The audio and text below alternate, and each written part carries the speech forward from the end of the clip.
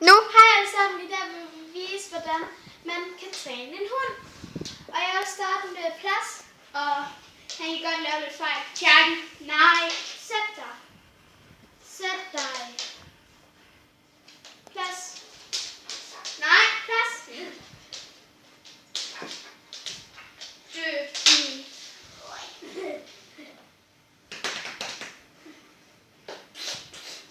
Klik. Og nu vil jeg vise, hvordan man kan få en hund til at sætte sig ned, eller sit, eller hvad man nu kan kalde det. Charlie, sæt dig. Charlie, sæt dig. Dygtig. Han er en gudgider. Jeg kan. Skal jeg gudheder? Plads. Charlie.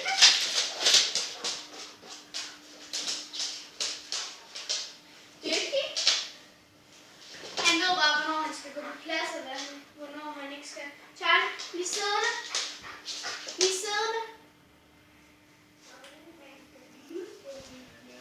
Sæt dig. Sæt dig.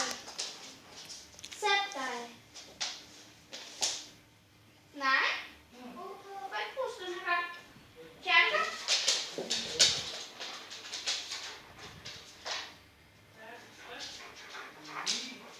Sæt dig. Sæt dig.